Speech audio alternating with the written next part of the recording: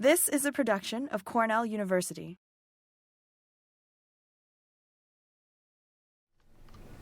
Thank you very much. And thank you, Sarah, for hosting, and thanks all of you for hosting. To me, coming back to Ithaca, coming to Cornell has a bit of a nostalgia. As a graduate student at NC State, I used to come to Cornell very, very often and have spent a lot of time in these buildings. So it's great to be back, and especially for your hospitality and for organizing such a wonderful weather, that suits so well to my Indian skin. So thank you very much. Great to be here. I wanted to sort of start with if I know how to operate this. I wanted to start with a small story that many of you may have heard. This is a story from maybe, I don't know, 1500 years ago, when there were no televisions. It feels like 1500 years ago. There were no televisions and no radios and no media, and people were pretty siloed in their little countries wherever they were.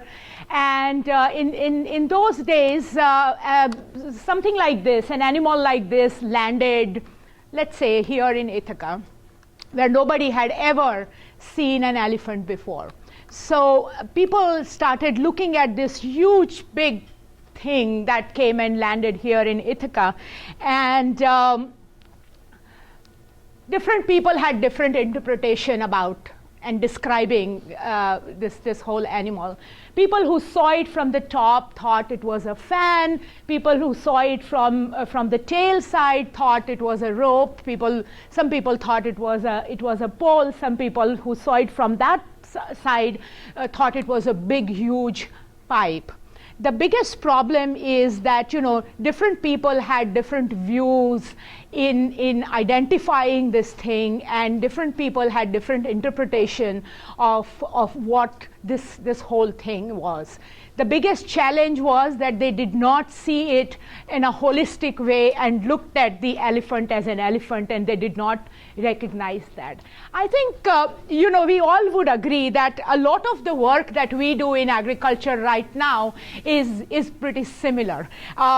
We look at it from many different angles. The people in the private sector, for example, from a vantage point of one of the fastest growing business in the world.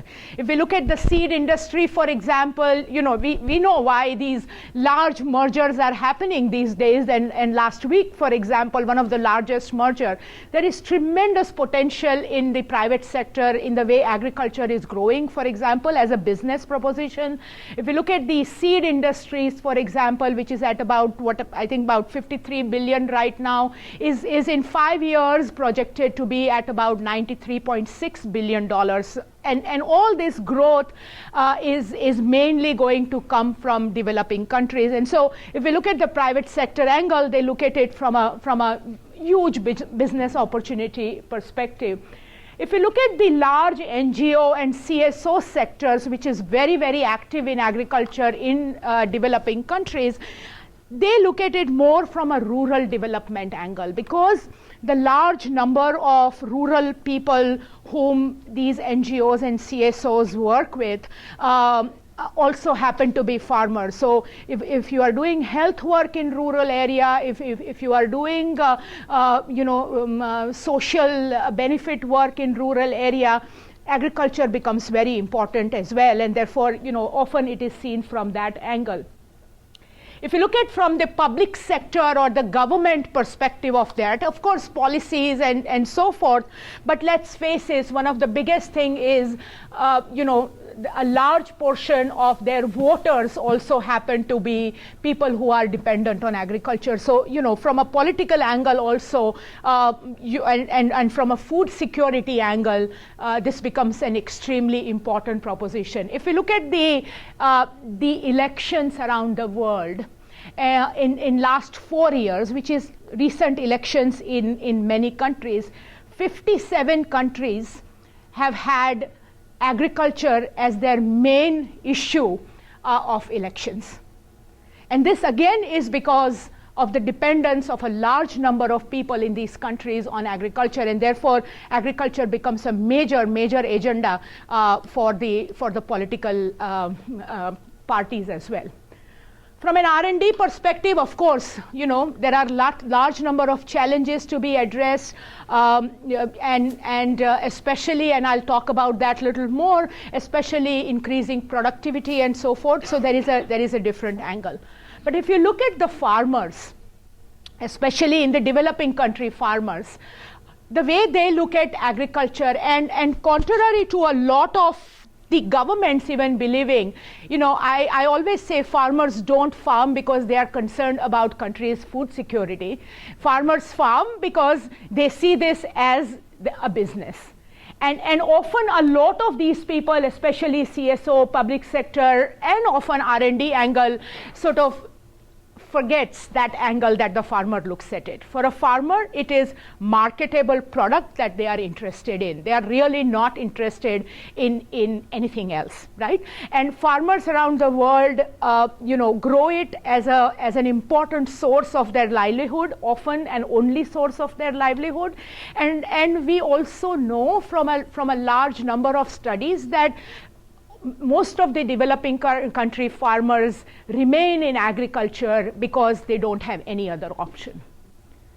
And therefore, the efforts that we do through any of these stakeholders will have to keep that in mind.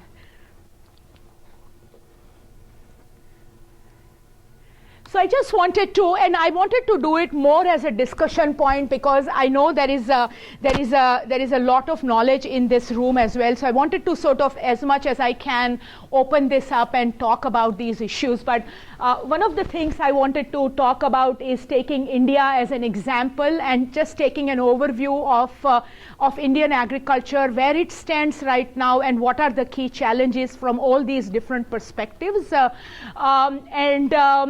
and then looking at productivity. I was tempted to bring this because Sarah told me this is going to be a plant breeding and genetics seminar, and therefore I wanted to bring a non-productivity angle to the seminar, and to again talk about more from a client perspective, from a farmer's perspective. And then I want to, summing up all these ideas that we've been thinking about, we have completely sort of revamped our agriculture investment strategy as Bill and Melinda Gates Foundation, especially for India. And we'd like to talk a little bit about that and what are our focus areas and how it has shifted kind of to respond to some of these big changes that I will talk about throughout the slides. So, India is about to become the most populated country. Agriculture continues to remain a backbone of India's economy, despite of the large growth where the country has is moving at the pace of, say, 7%, 7.5% economic growth. Agriculture remains at about 2.5, 2.8, and yet because of the large number of people dependent on agriculture, the rural economies of India continues to remain very, very dependent on agriculture. And this is not very different from many other developing countries. But India, it is really unique because if you look at generally the history, as the country progresses, the farm sizes have increased. In many countries around the world, we have seen it. In India, for some reason, we are not seeing that phenomenon. In last 40 years, the farm size or the land holding has actually halved from 2.3 to about 1.2 now. So it is going to continue for quite some time as a low input, low output agriculture system. But the numbers that it has, 1/4 of the world's farming population lives in India. So if you say every fourth farmer in the world is an Indian farmer, so a large number of farming population, large number of people dependent on agriculture as an important or only source of their livelihood is what is making it unique. The other unique feature about India, and that's again something that we will have to remember while designing our research programs or while designing our policies, is the prevalence of mixed farming system. There is no such thing as crop farmer or livestock farmer in a country like India. It is all mixed farming. Farmers do it mainly as their risk mitigation strategy. But if you look at a typical average Indian farm, and you know, this is something I constantly remind my colleagues at the foundation also, that, you know, anything we say about India, you know, the opposite view also could be true. So it is very difficult to generalize anything about this country. However, generally speaking, on an average, it is all mixed farming system where there is typically a 1.2 hectares of land and one livestock. It could be a cow, it could be a buffalo, or it could be the average is 2.2 goats. So this is the kind of mixed farming, and therefore when you look at it from a farmer's perspective, the farmer is not looking for a crop solution or a livestock solution. The farmer is looking for a combined solution, and a large number of our R&D efforts, a large number of our policy effort kind of misses out on that vantage point, and I'll talk a little bit more about that a little bit. The GDP growth. So it's very interesting that, as I said, the country's agriculture is growing at the rate of about 2.5, 2.8%. The country's generally economic growth has crossed about 7%, and therefore the demand for food is increasing. And with the demand and with the income, the kind of food people are asking for, the diversity is increasing. Let me take an example of livestock, for example. For over the years, India's policy making itself, and India's and the international perception about the country was that this is predominantly a vegetarian country, and that's why the livestock sector is not growing. The income levels changing has completely proven us wrong in that perception. The livestock sector growth, for example, in the country has doubled than the general agriculture growth, and the demand for meat in the country has increased at the rate of 8 to 12% in last 5 years, depending upon which state. So people were not predominantly vegetarian because of any religious biases. Larger number of people were vegetarian because they could not afford non-vegetarian food. So now with those income levels rising, there is a big demand in that also, and the demand went up to a level where, for example, since last 3 years now, India became the world's largest exporter of meat. Contrary to the belief that this is a vegetarian country, you know, that entire thing has shifted as well.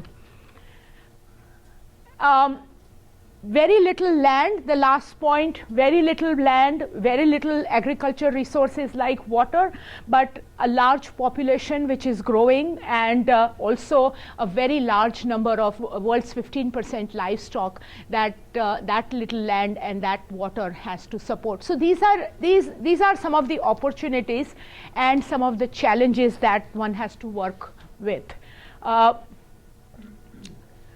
So as you can see, the dependence on agriculture in the country, you know, if you compare it with China, for example, the dependence on agriculture has been reducing. However, in India, that has not made a major change. It is slowly decreasing, but still extremely important, where more than half of the country's population depends on agriculture.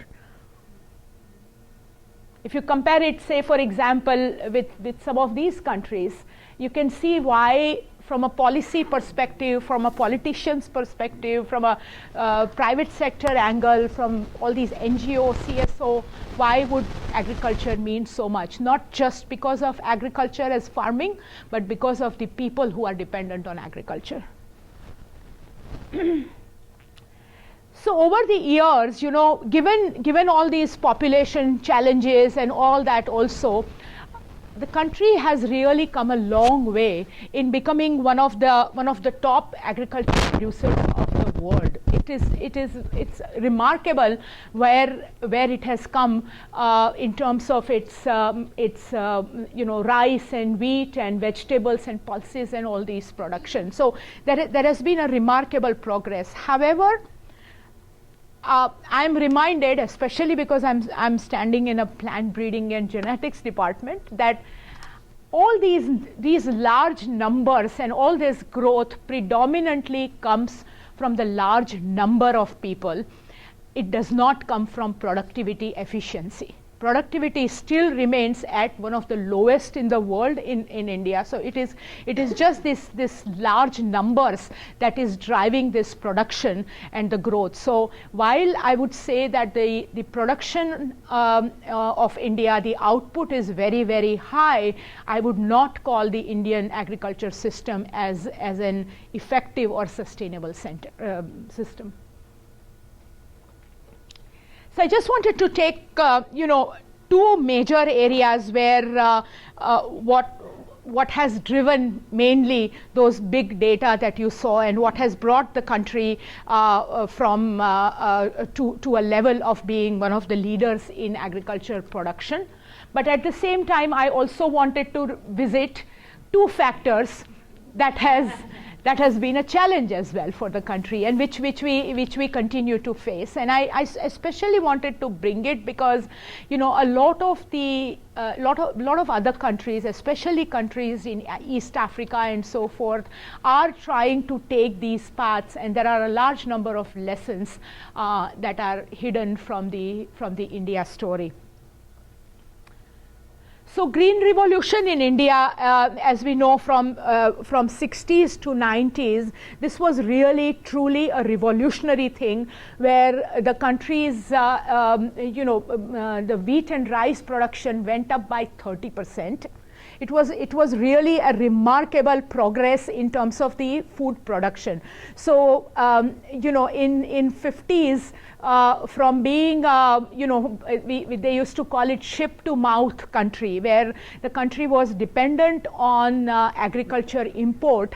This was one huge policy change, the green revolution, that brought the country to a food exporting state. So it was a remarkable progress. And it was mainly through large number of technology adoption. It was especially the seed technology adoption, and added with a large extension efforts, but a very, very public dominated, government dominated revolution that brought about that huge change that you see, that steep curve in the graph. Then came the dairy revolution, which was about 40 years ago now, where India became the largest producer of milk in the world. And this was again a revolutionary thing in the livestock sector, but only in the cattle sector, in the dairy sector, which again was very, very remarkable, and it had a significant impact also on the consumption pattern, where people were getting only about 111 grams per day in 74. That went more than double by 2011. So it was a huge, and despite of the population growth. So the second one was the white revolution that brought about some of those numbers as well. But again, in both these revolutions, the focus was the production by masses rather than mass production. And that was the major difference between an industrial country, bringing in their production level high, and this kind of a country, bringing in a production high. Productivity continues to remain a major challenge, and it's just the numbers that is driving the whole thing. So if we look at the comparison between green revolution and white revolution. And I want to open this up at this point also, and I just wanted to bring a few pointers and wanted to have some brainstorming with you guys, because I know some of you know these stories very, very well, and I just wanted to open up to talk about a little more and is to comparing some of these revolutions. But if you look at the green revolution, it was public sector driven, whereas if you look at the white revolution, it was farmer cooperative driven. It was basically a people's movement, the white revolution. The government, of course, was very, very involved, but it wasn't dominated by the policies, or it wasn't the government driven thing. I'm just coming from Sarah's program on the Alliance for Sciences, and I was thinking about the third one which came up, which was the cotton growth story, and some people in India like to call it as the gene revolution. If you look at that as a revolution, if you look at the prevalence of transgenic cotton in a country like India, and if you want to call it like a gene revolution, that was predominantly private sector driven. So it's so interesting, in the same kind of country, in the same kind of a format, how different revolutions had different impacts at different levels, and how all three were completely a different approach. A public sector led, a farmer led, a people movement, cooperative led, and a completely private sector led revolution. The green revolution was very production centric, right? It was only about, increasing the production, come what may, whatever it takes, let's just increase the production of the country to be able to come out of that import dependence. So it was very, very production centric. If we look at the milk revolution or the white revolution, it was market centric. The entire focus was not on production, the entire focus was on market development. Let's give all these large number of men and women, especially women, a market base. Let us create that market base where they can aggregate their milk and they can sell their milk and create that market base. Everything else, production, animal health, all those things will follow. And so it was a very market-centric program. When I say production-centric in Green Revolution, market of course is important, but the buyer in those days and buyer even now remains the government, which is the predominant buyer of the Green Revolution products from the farmer. So the farmer did not have to worry about market. So it was only the production aspect, whereas here it was market aspect. Both focused on limited number of commodities. None of our revolutions has been multi-commodity revolutions. Green Revolution focused only on two commodities, mainly rice and wheat. Milk Revolution, of course, focused only on milk. And both, interestingly, in a large country like India, focused on a very, very set, small area of geography. The Green Revolution focused only in 3 or 4 states in the northern part of India. It did not worry about anything else. The White Revolution focused only on 2 or 3 states in the western part of India and did not worry about anything else. So these were the two very, very dynamic, but two revolutions, same country, completely different approaches.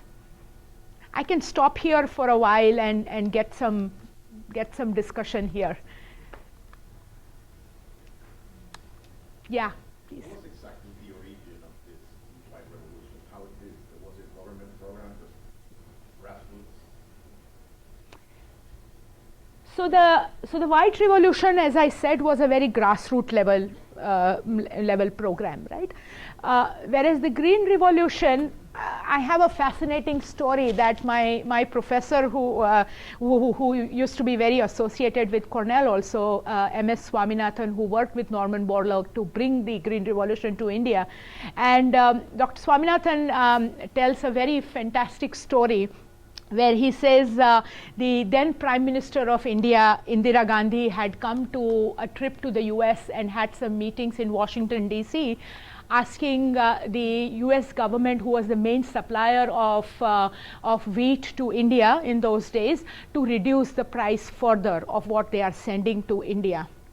And whatever happened in that diplomatic meeting, Mrs. Gandhi came back to India at 6 o'clock in the morning, and 8:30 she called a meeting of her agriculture minister and a few people and said, whatever it takes, I don't care for anything else, I don't care for sustainability, I don't care how many people you need, I want the food production in this country to go up, and I'm giving you 10 years for that. And this is a story. So an extremely strong political will, I think, was under that, but at the same time an extreme need. It was almost like a crisis situation that brought it there. And in the history of India, this is the first time the agriculture scientists of the country, the top agriculture scientists of the country, were reporting directly to the Prime Minister. That's the kind of, I think, political will it required. But you're most welcome to add to this and not just ask. So. The question on the white revolution: why is the milk revolution so limited in number of provinces? Is those areas have enough range, or why is it so limited? No, that's exactly, and that's what I wanted to talk about when I say what did not work. And I think that has been one of the biggest challenges. It has, we've paid a price for these revolutions also, and I wanted to briefly talk about that also in the next one. So thanks for raising the How about the meat production? Is that something that is encouraged by the institutions, or looking for some kind of right revolution like you had with the milk, or is it something that the government tends to limit to avoid consumption of too much commodities? Right. So the meat revolution again is just because of the large number of cattle that are sort of addressing the milk need, and that's how it came in. There is very little government involvement really in that export market. It is all generally. There are several perceptions now with some of those religious biases of whether or not we can export beef or not, or whether or not we can actually kill a cow or not, but that's a different thing. India, it's very interesting because at least 58% of our milk comes from buffaloes and not cows. So a large amount of meat that you see getting exported is predominantly buffaloes. So, yeah. Where I come from, Ghana, West Africa. I mean, there's this story about Indians. Maybe they see a cow as some animal worship. I mean, they permit the cattle, and could it not be then? Could it not account for the fact that they don't eat cows, and maybe that's the reason why they have access to export? It's because of religious practice. Yeah, that's one of the things, and also as I said, buffalo is a very big part of the dairy sector. So it is both.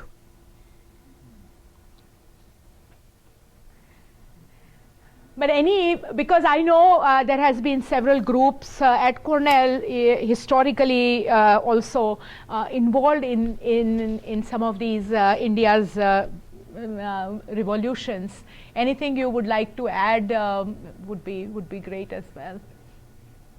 Yeah. Just a simple question. What was fostering this growth for both revolutions? Was it public sector involvement, international cooperatives, and partnerships? So it was public sector involvement in Green Revolution, as I said, and farmer cooperative movement, farmers themselves aggregating together and doing this and making it world's largest farmer cooperative movement was behind the White Revolution. But there was a lot of the technology played an extremely important role also. Green Revolution, for example. Now, it's interesting because White Revolution was, as I said, was not production driven, it was market driven. So there were limited technology, facets as it began. Later on, of course, as the farmers saw more value to their markets, they had more money to spend on their cattle, then the vaccination started, then the animal health investment started, and that was a different story. But the genesis of it. But in case of Green Revolution, the IR8 rice variety, for example, the draft wheat variety, all those technologies actually came with the support of Ford Foundation and Rockefeller Foundation, and it was Norman Borlaug who kind of brought those. So that was very, very technology oriented and with absolute international support as far as the technology is concerned.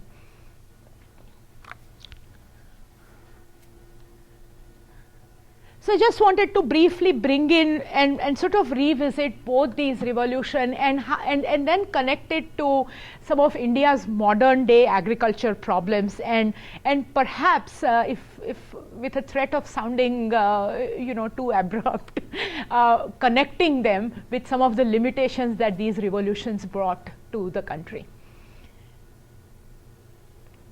To your question, Green Revolution had a very, very isolated impact. It had huge impact on those isolated areas, and therefore the country got a big win in increasing its production and so forth.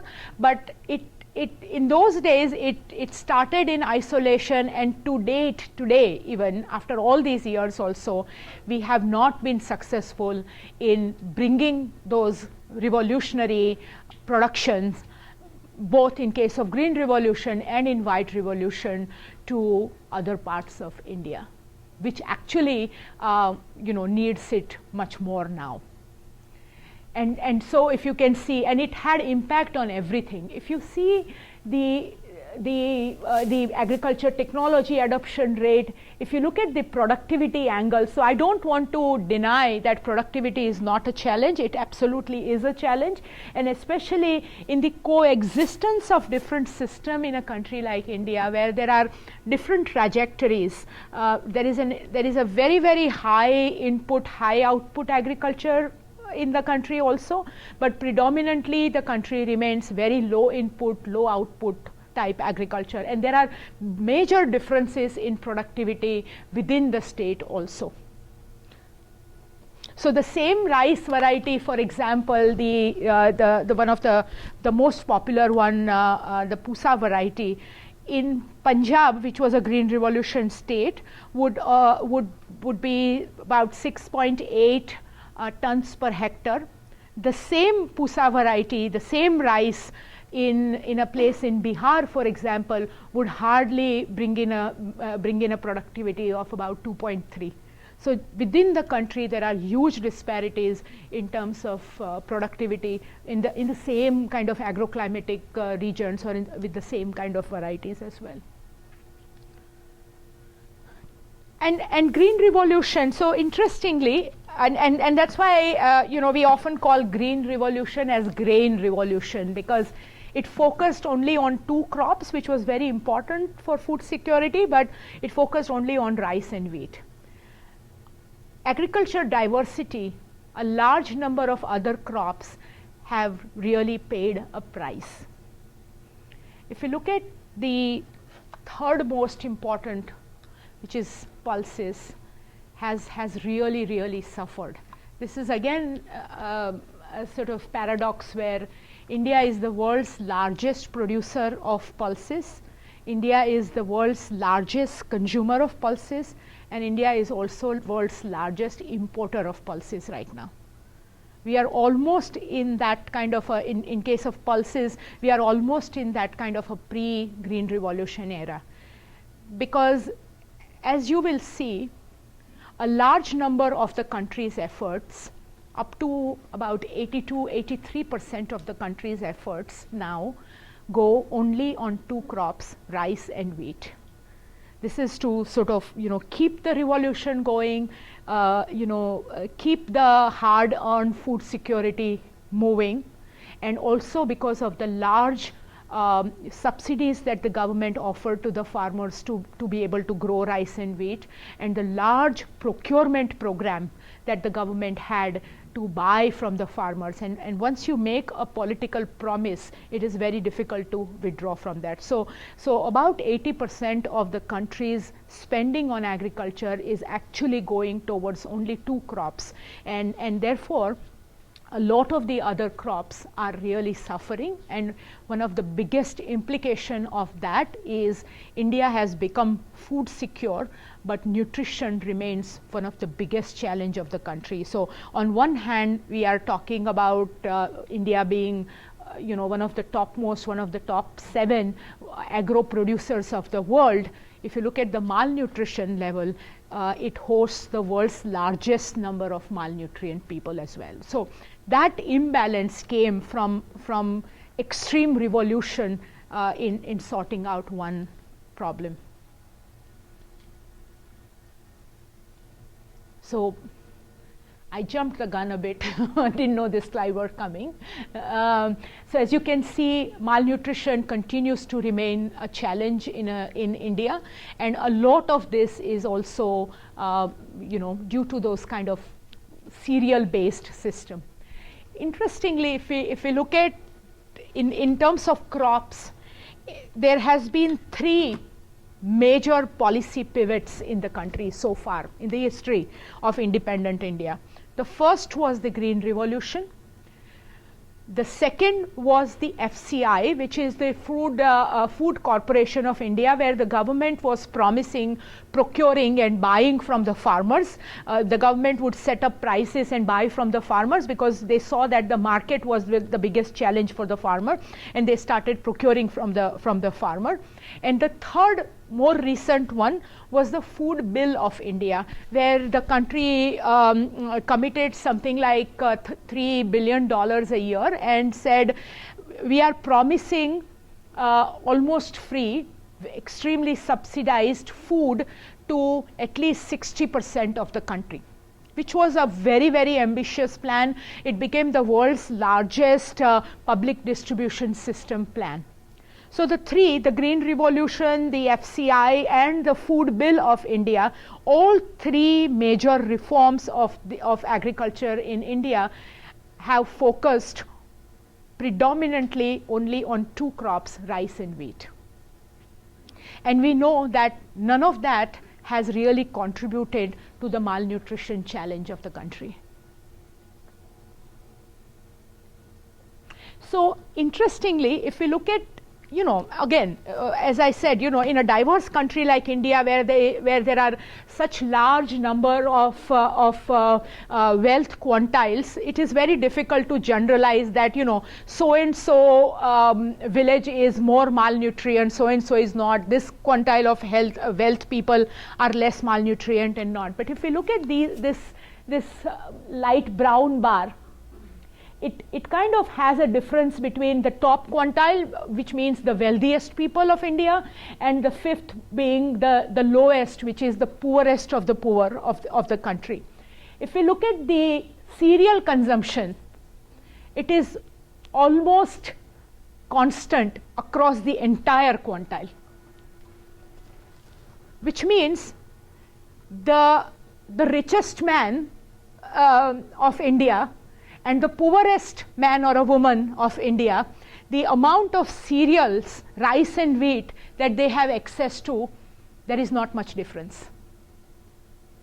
The differences comes in all the diversities, in the access they have to vegetables and legumes and meat and so forth. And therefore the problem doesn't lie here, and this kind of a even distribution and access is a huge success of Green Revolution. But the uneven success that came from non-cereals is a drawback of green revolution as well.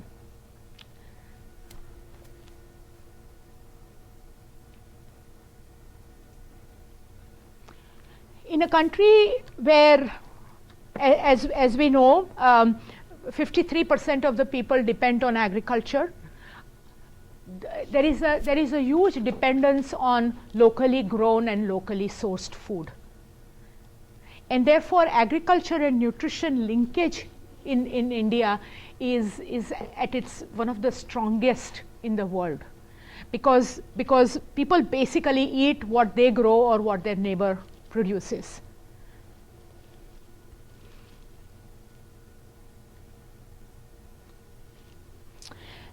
So again, perhaps as an implication of the white revolution, and also as a byproduct of countries' economic growth and income level changing, the livestock sector, as I said, is really making huge shifts. If we look at the total output of livestock product in the country, it is more than all grains combined. And the livestock sector again has grown almost on its own, only meeting the demand and farmers sort of responding to the demand in the country. So if you can see, the livestock sector in the country is growing at the rate of 4.8%. The agriculture sector is now at 2.8.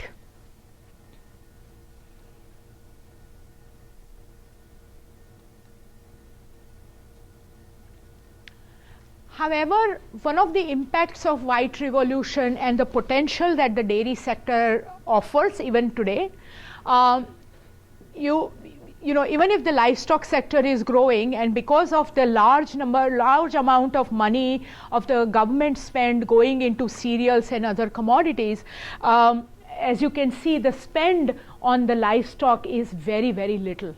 So this is a sector that is growing double than this sector. This is the sector that is employing now almost double number of people than this sector, and yet you can see that the policy or the government spend is so much more on cereals and very little on livestock. Among the livestock spend, 87% of the livestock spend goes on dairy sector.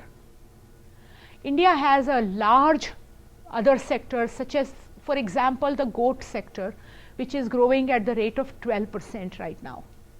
89–90% of the goat rearing is done by rural women, landless rural women, and therefore huge livelihood impact, huge rural development and social implications to it. However, there is very little policy attention to that as well.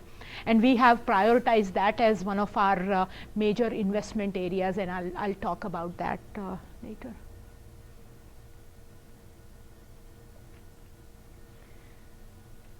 So recognizing that productivity is a challenge, I really wanted to sort of brainstorm with you and say that, increase in productivity, increase in production in some of the crops is not going to be the answer, because that's not what the farmers are looking for also.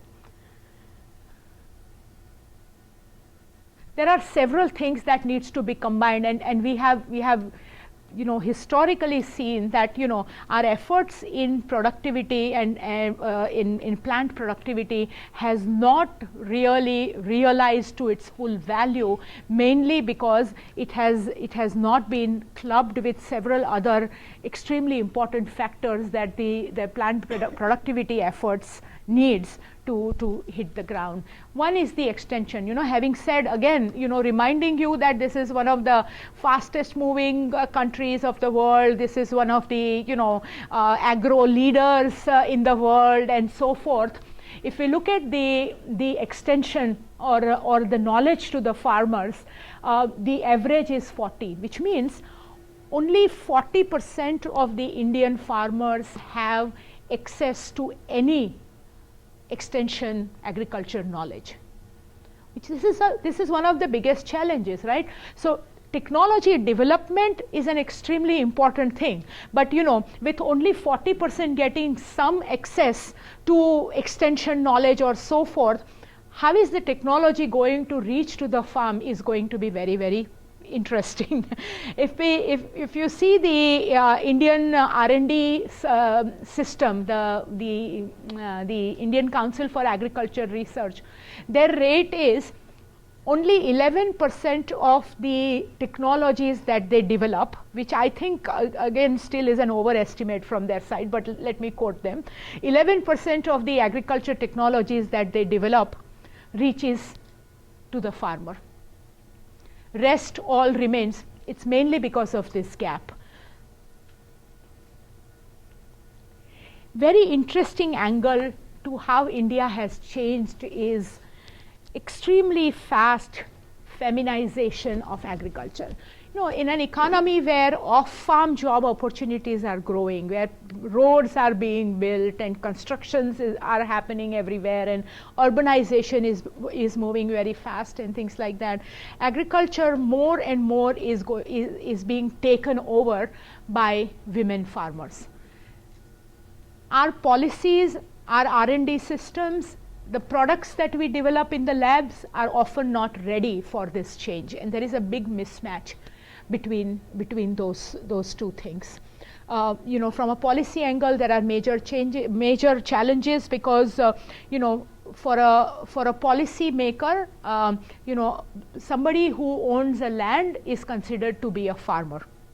So any of the agriculture reforms or any of the subsidy, any of these things goes to people who own the land.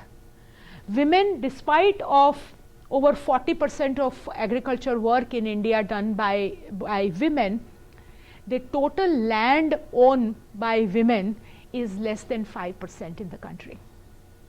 So there is a major challenge there. If you look at the extension services which I spoke about earlier, less than 10% of the Indian women, about 40% of the farmers have access to technology or extension. In case of women, it is less than 10. So these are some of the major pivots that the country is making, and whatever efforts we do within the country and from an international angle, we'll have to keep some of these major factors in mind.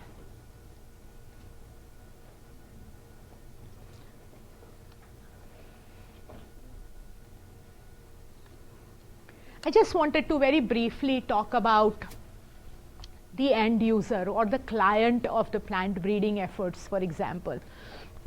The efforts that we make in an international lab or so forth, ultimately I think it is very important to know who the client is and where it is going, right? I mean, if you look at, and all these numbers that you see are the average number of a farmer in Bihar. So this is not made up numbers.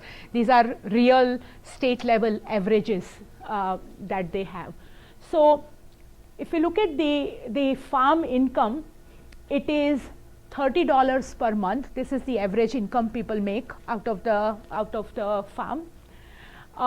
And if you look at the consumption patterns, about 30% of what people produce is used in the family, and rest, whatever is there, is used for generating income out of it. So if I see from a farmer's perspective, what happens is, let me take an example of a dairy farmer, because there are no dairy, but if I look at the example of this farmer's cow, right? About 70% of the money that I need to spend on that cow goes in buying feed or in feeding the animal. Okay. Now, more I spend on the agriculture input, less is my margin on the profitability, right? And therefore, that is fundamental reason why the farmers' adoption rate on agriculture technologies, such as new seeds, new breeder varieties, animal health, agro inputs are less, because of course there is no appetite, because that margin between how much you are spending to produce your crop or livestock, and how much you are earning from that is getting lower and lower. And that's fundamental reason why technology adoption becomes such a huge challenge.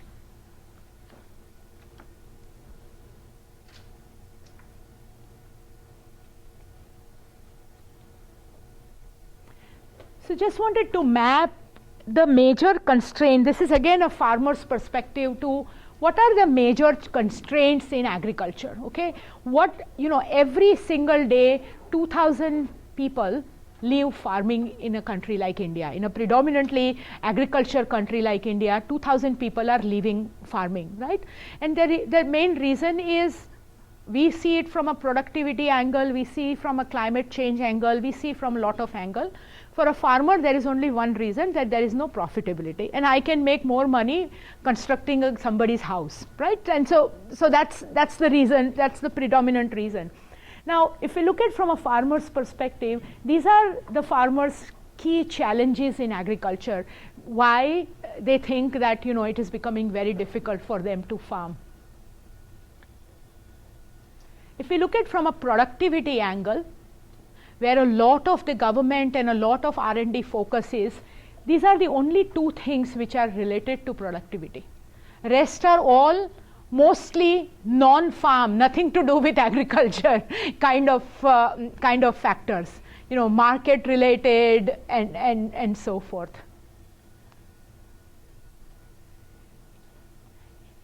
India is one of the largest investors in agriculture. It spends something like $22 billion on its agriculture sector, which is one of the largest in developing world. However, if we look at where that money is going, the sizes of these circles represent, and it is from an analysis of all the different government programs and government schemes. The largest amount of money is going in crop production. Now, if you can please remember the previous slide and look at the farmer's perception, this was a very, very small part of the challenge that they were saying. The major part of the challenges was extension, where there is very limited effort.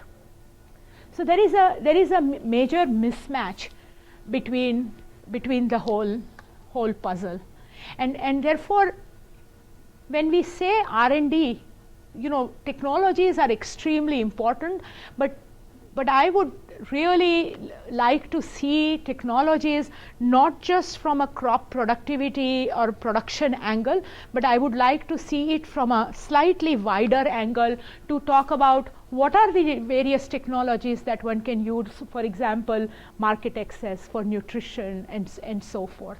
I mean, market access, for example, having all these challenges, I spoke about the Bihar farmer and their challenges. Despite of all those challenges and despite of earning only $30 from agriculture, the other fact about Bihar also is 86% of the households in Bihar, which is one of the poorest states, 86% of the households in Bihar have access to a cell phone now. And so how do we use these opportunities to complete the whole picture? And so that our productivity effort also really realize in their value. And farmers, even if the government effort may be very little in these things, because it is a farmer's priority, they put in so much. It is interesting. I was talking to you about the goat project that we have. This is a goat project in Bihar, where a very, very large number of women farmers who are growing goats, we have a program with them where we do the whole value chain development, animal health and everything. And it was fascinating to see these women on their own, absolutely zero credit to our foundation or our investment or anything, because we were focusing mainly on the animal health aspect and all that. Completely on their own, they started taking pictures of their goat with their little cell phones and uploaded it on the eBay-like Indian site, which is OLX, which is an eBay-like Indian site, and sold their goat as far as about 700, 800 kilometers away. And the women who sold their goat there, the price that they got for their goats selling it far from that eBay site was higher, anywhere between 20 to 37%. So, looking at constraint, but looking at some of these opportunities and how they can use it. And very interestingly, I was doing a seminar at Oxford University and must have said something like this, and somebody challenged, but how can you say that? Because there are so many states in India where electricity is such a problem. How can you think that? And I frankly didn't have an answer to that, and I went back and spoke to our field people and things like that. If we look at a place like Orissa, there are rural entrepreneurs who have now developed. What happens is, on a bicycle, they have a solar panel. The young fellow goes to a village and is in the village for 4 hours. Everybody gets their cell phone charged. He charges some 60 cents or something per cell phone. He goes to another village, and then he comes back to this village every 2 days. So every 2 days, you can get your cell phone charged fully, right? Amazon, for example, there was this thing about, can we sell seeds through Amazon? And some people thought, oh my God, how naive, right? I mean, who's going to buy seeds through Amazon? There are rural entrepreneurs in places like Jharkhand and other states, and this is happening in Africa as well, where they go to a village with their little laptops. The people gather around them. They order things online. It could be a plastic bucket, it could be seed, it could be whatever, children's clothes. These entrepreneurs order it online. Then they go back, and after 10 days, whenever they come back, they bring their things with them. So there is a huge rural market opening. It does not limit itself from whether you have internet connectivity or not. You don't have to have a computer at home to be able to order through Amazon. You don't need to have electricity to be able to charge your cell phone. So there are endless possibilities. So I think looking beyond just the productivity and production lens to technology development, looking at some of these areas. And that's what I just wanted to, breeding for profitability and not just productivity, I think is an important aspect. The reason I put these 3 points down this morning is because I'm cognizant of the international audience I'm speaking to, right? When we at the foundation were revisiting our India investment strategy, one of the questions that we constantly asked ourselves, and Brantley, my colleague, is here from the foundation also, we kept brainstorming on this and said, what is it that our small foundation like us do in a large system like India, which invests $22 billion, what is it that we can do that the country is already not doing, right? And that's when we came up with some of these things as to what are those value adds that we can bring in, and where should we focus. So breeding for profitability would be one idea I wanted to bring. Breeding for mixed farming, and I have an example of that and what I mean. When we breed for a crop, keeping the mixed farming system in mind, where we know that 60% of the animals, farm animals, are fed with crop residue and not by feed that is bought from a shop. Breeding for dual purpose, which is increasing the food value of it also, but also looking at the feed value, because the feed, the animal, is equally important to that crop farmer as it is this, and therefore looking at it from a mixed farming lens rather than just a crop lens or a livestock lens. Oh, sorry. And my last point there was on nutrition. I think nutrition in both ways. In the existing rice wheat system around the world, how do we sort of fortify that, and how do we make that more nutrition, because we know that it is not really contributing to people's nutrition need. how do we augment and value add there is one area. And the second thing is also about diversification. Something simple like an early harvest, late sowing rice variety, for example, where a farmer gets one whole full season in between to be able to grow legumes, for example. So nutrition from many angles.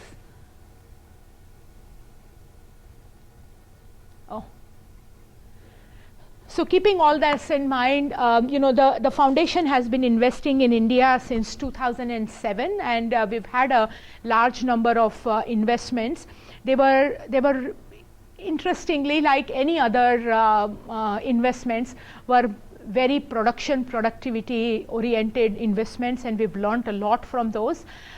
Last year we decided to completely change and revamp our agriculture investment strategy in India to respond to and to leverage on the government spending and so forth. And what we, rather than looking at it from a science or from a productivity only lens, we see that whatever efforts we make in India should be able to contribute towards three things: income, and not just productivity as a means to achieve that income, but productivity not as the end. And so farmers' income, nutrition, especially the what we call it as food system, where agriculture and nutrition comes together, and we have a large program here with Cornell University as well on that, and of course keeping the women farmers in mind.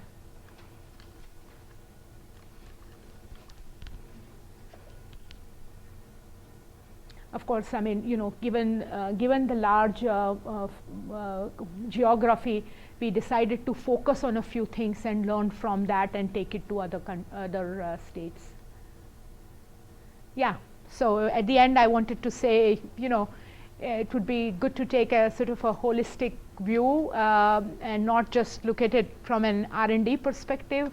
R&D to do what is the question that we should be asking ourselves, and we could perhaps, ride the elephant together in Ithaca. Thank you.